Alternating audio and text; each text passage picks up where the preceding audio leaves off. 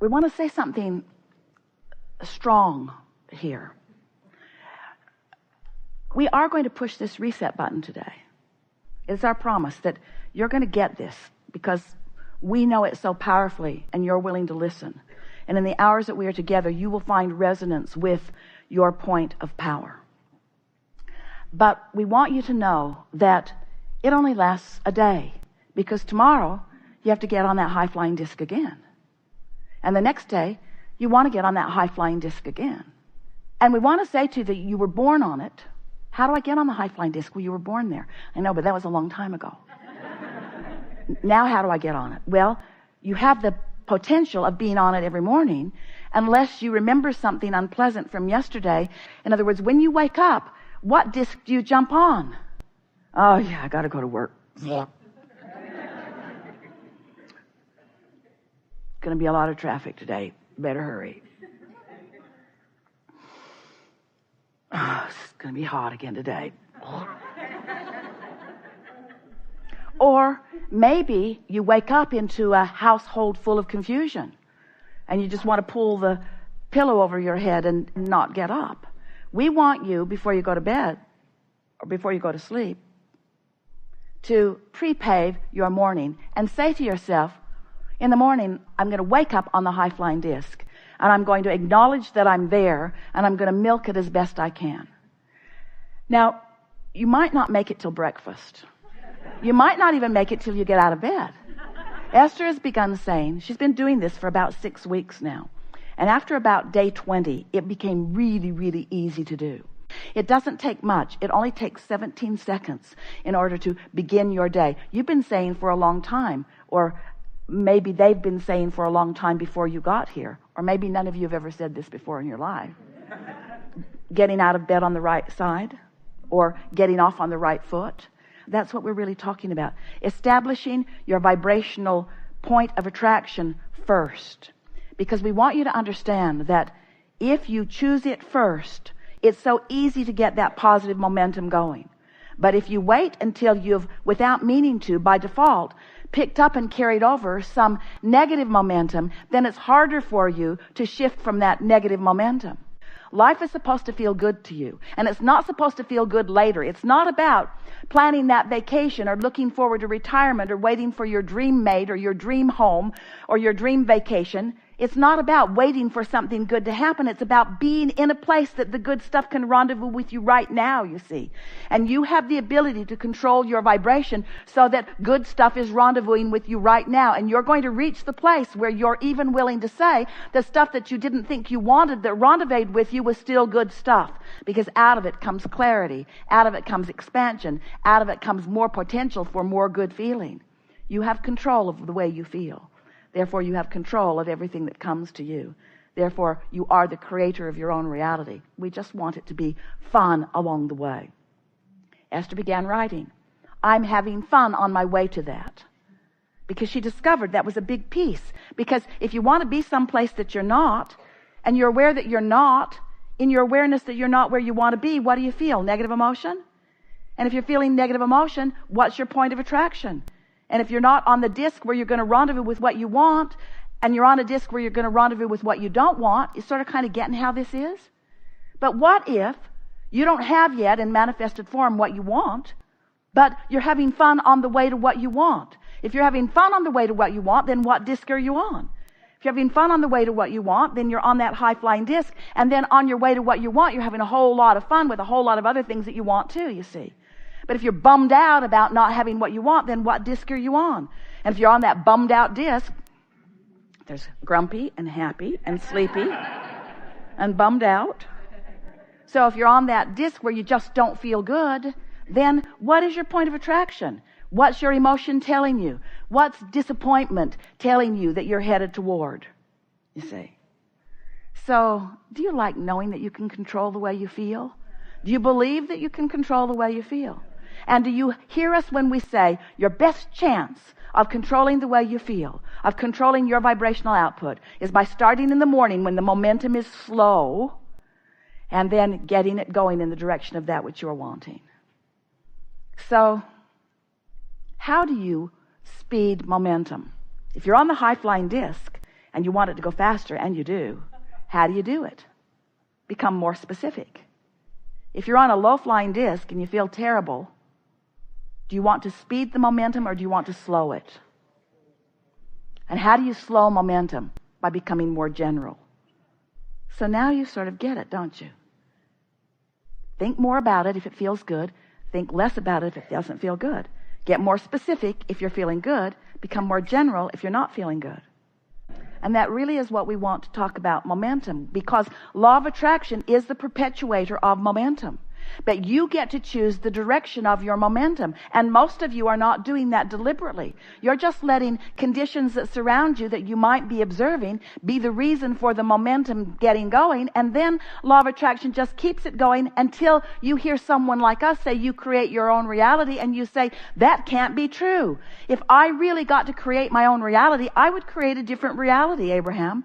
And we say, you may very well want to create a different reality, and you absolutely have the ability to do it, because there is nothing that you cannot be or do or have. You have the ability to get the momentum going. You have the ability to keep the momentum going. You have the ability to know when the momentum is in the direction that you don't want. You have the ability to slow unwanted momentum. You have the ability to speed wanted momentum. You have the ability to do all of it. You've just got to understand how you do it. And you have to understand momentum. We think you understand momentum, don't you? Have you ever sort of been a little ornery and made a comment and someone picked right up on it? Someone on the ornery disc with you. And then off you go. Now you're remembering things you haven't remembered in a long time. You're telling stories that you haven't told in a very long time. And this person is extracting stories from their past and now you've got a really good ornery meeting going. Could really feel the momentum of it. And then what happens when some bright-eyed, shiny person comes into the room and you've got that kind of momentum going?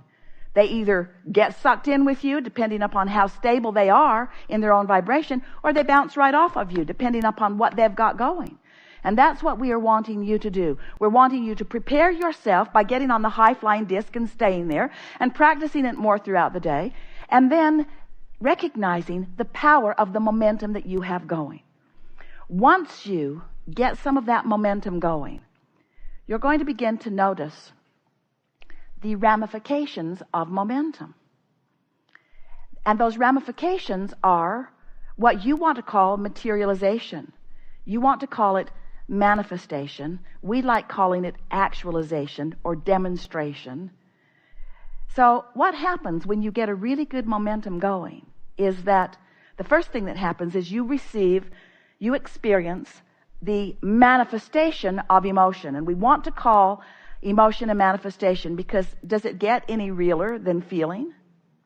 When you get that feeling, isn't it real? Isn't it up close and personal kind of real? That's a manifestation. It's a manifestation of momentum.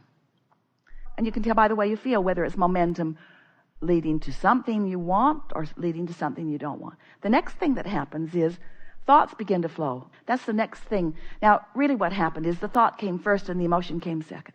But we wanted to call the emotion the first awareness of manifestation. We think it will serve you if you realize that when you are feeling an emotion, that it is a demonstration of the beginning of things materializing. Because the emotion has materialized.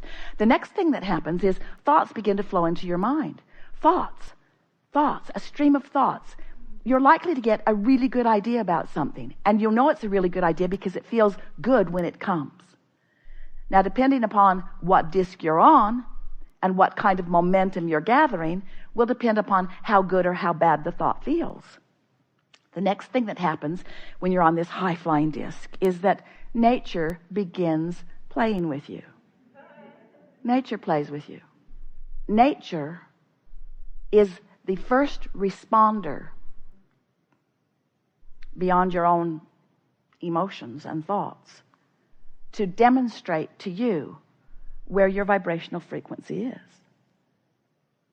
Any nature ever playing with you? Hummingbirds doing ridiculous loop-to-loops in the gardens. Birds flying, obviously, just for entertaining you. Creatures of all manner, cooperative components of the universe, saying to you, now that you're getting the hang of this, we would like to demonstrate with you the alignment that we feel in you. And then, of course, on your high-flying disc, other humans also on the high-flying disc, appearing in crowds, standing out, walking to you, right timing, saying the right thing at the right time, giving you just a little piece of something that you were wondering about, another little piece of something, rendezvous all day long, leading you to where you want to be, because this is certain. Where you stand and where you want to be is known by all that is. And when you take the time to wake up deliberately, acknowledging the high-flying disc and deliberately staying there and beating the drum of it and practicing it through the day, even if you fall off, you will. Even if you fall off, get on again. Even if you fall off, tomorrow get on. Even if you fall off, tomorrow get on. Until eventually Esther said, Abraham, I refuse to accept that I have to wait until tomorrow to get back on the high-flying disc. You've given me too many tools. I like it on the high-flying disc. I'm going to be on the high-flying disc. I don't care what it takes to be on the high-flying disc. Even if I have to feel good, I'm going to be on the high-flying disc. And after a while, it just becomes such a steady point of attraction that you begin to feel like the invincible creator of your own reality that you are. Because you are the creator of your own vibrational offering. Because you have guidance to let you know. You have guidance to let you know. So there are two ways of knowing what disc you're on. First is how you feel. Next is what's manifesting around you. Those are the indicators. So this message is not about scolding you about being on anything other than the high-flying disc. You get to be wherever you want to be, and sometimes being on those lower discs is really a clarifying experience. For a while, Esther was hard on herself when she knew she was not on the high-flying disc. She would be really mad at herself for not having the self-discipline to stay there. And we would say to her once she would come back into earshot of us, Esther, these are not negative moments. These are not bad moments. These are not wrong moments. These are clarifying moments. And how wonderful it will be for all of you when you're consistently hanging out on that high-flying disc. And then you have those little clarifying dips that just keep parlaying you into more and more and more clarity about who you are and what you want. We have enjoyed this interaction immensely.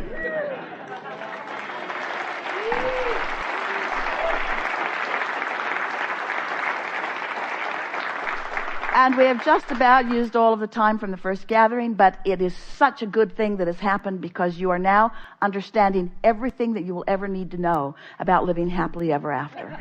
Everything that you will ever need to know. And you will now understand when you meet others, you'll just know, oh, they're not on a good disc. They're not on a disc that's serving them very well. Do I want to play with them? I gotta go. Gotta go. Your friends will say, where are you going? To the high-flying disc. No, really, where are you going? To the high-flying disc. What are you going to do when you get there? Whatever I feel like doing. What's a high-flying disc? Gotta go. Gotta go. What a good day. What a high-flying good day. So, what do you now know that you didn't know a few hours ago? Because we believe that in the beginning of this day that you knew that this is a vibrational universe, conceptually. And we believe that you knew that you are the creator of your own reality, conceptually. And we believe that you knew that contrast was providing the specific details of your desire, and that when we asked that opening question, do you know what you want? That question formulated within every one of you an image of something that you want. But these are the new things that have happened today, and this is the new resonance that you have found as a result of this conversation. It's easier than you had ever imagined. And there is a natural momentum that will take you to everything that you want. And that directing your thoughts and therefore encouraging momentum in one direction, which causes you to no longer encourage momentum in multiple directions, gives you a definiteness of purpose that will yield to you evidential results